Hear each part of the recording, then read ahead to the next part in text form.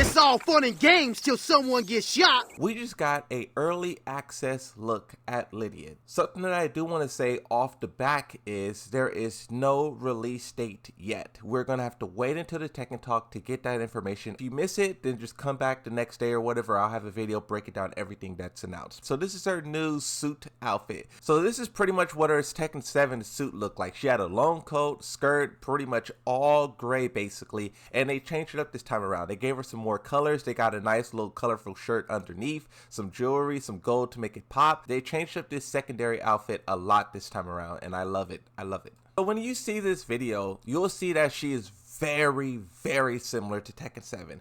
I was wondering, and a lot of people was wondering, if they were going to go the Tekken 8 Eddie route where they mix some things up, they give her a lot of new stuff. But as I was watching this video, a lot of what she was doing is really so close to Tekken 7. And honestly, it makes sense. This was the final character who was released into the game, which was 3 years ago. So they really wasn't going to make that many like huge alterations to the character. There is some new things in here that's really cool as well. We'll get to those in a second. But as you can see, she's really just doing like a lot of Tekken 7 stuff. And I believe the character for this game actually has only 4 stances, and her stances work pretty much how they did in Tekken 7.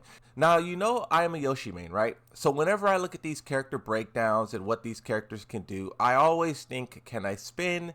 Can I flash? And just visually watching this, I'm seeing a lot of instances where Yoshimitsu can escape, maybe other characters can parry. It doesn't look like, just visually from watching, it doesn't look like there's not an opportunity to fight back. There was one thing that a lot of people noticed, I've seen people talking about it on Twitter, but the range of her low kick is insane, and insane in a bad way for her. There was this discussion going on talking about whether or not this character would be OP or super strong or whatever, but looking at that low was brutal. So it seems like the developers are making these DLC characters more fair this time around. Yes, they have their tricky shenanigans to it, but a lot of characters do in Tekken 8. So I'm excited to see Lidia. Watching this video, it really got me excited to see what the character can do and what the character will offer. So Lidia has this new move here, where when she's trying to combo you, it looks like the Jin Kazama's backflip. She kind of has a very similar move to that right here. See, that move is kind of similar, and notice that this hits Azuzina. Even though she was all the way to her left, it still hit her, and she had to block that. And what I want to point out too about this attack, even though Azuzina blocks it, it doesn't look like Lidia recovers that fast. Like, the problem with Lidia was always her recovering super fast. And as you can see, right, so she blocks this, Azuzina misses the jab, but if she did like a hop kick or some other launcher, Lidia would be absolutely fried. And this is a very important thing because in Tekken 7, Lidia recovered super fast. Frame Whisper did a very good video on it, breaking down her recovery and the deception that came with it. But with Tekken 8, it kind of seems like they're addressing that a little bit. Another thing I want to point out, this outfit here is fire. I love the white and the red, but this alternate color with the purple and kind of like black or pink, whatever that is, violet, I don't know what color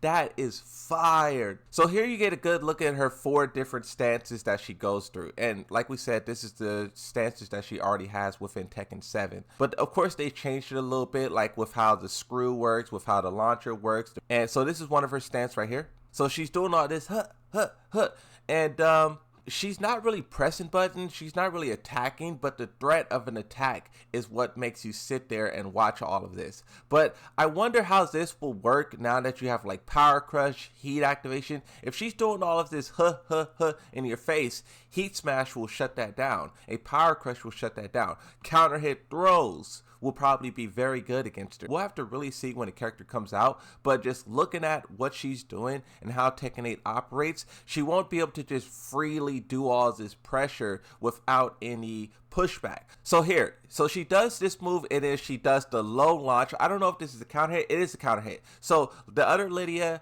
player 2 Lidia did a move, got counter hit, and then it immediately screwed there. So that's a new change that they're doing for this character as well. So I don't know if this stance was in Tekken 7 or if it's a new stance because this animation's different. Her getting down low. Look how low she is. She's low. Low with the arms crossed, Power Crush high, tracking it looks like. And then there's some kind of mix up there. Okay, all right, I like that stance. So Tracking high is then she did a mid that time, and I don't know if that mid tracks the other direction. I didn't see the green sparks or whatever. Oh, wait a minute.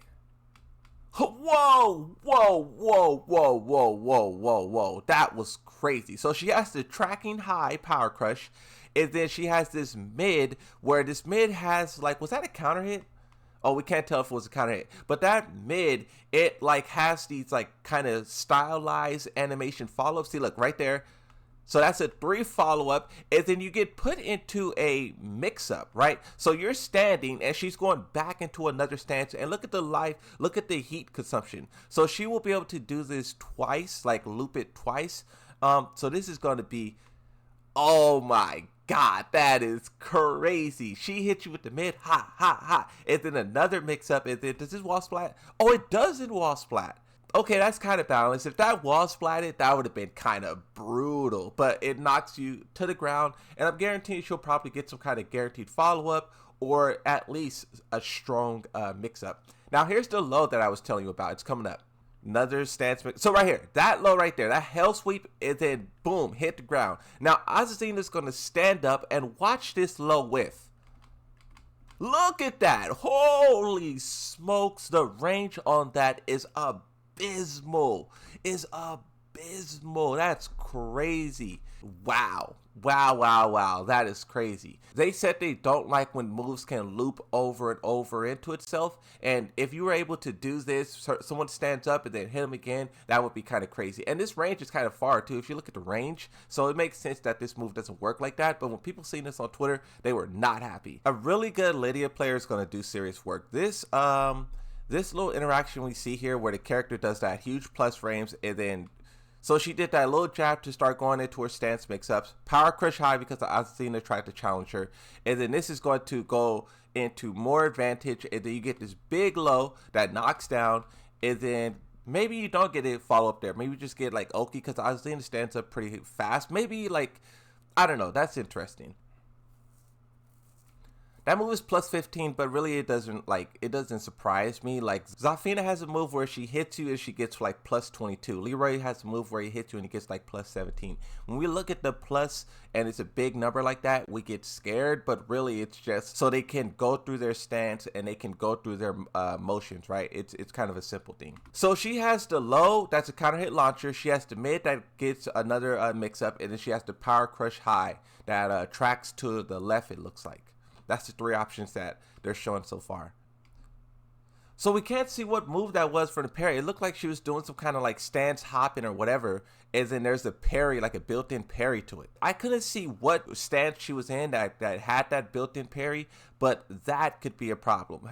Everything I was just saying about her, you could challenge her when she's doing these stances and when she's pressing these buttons. That built-in parry is going to change all of that. How many moves that's applied to and how often that happens will really decide whether or not you can press buttons, and that's a crazy thing. So this is her forward 1.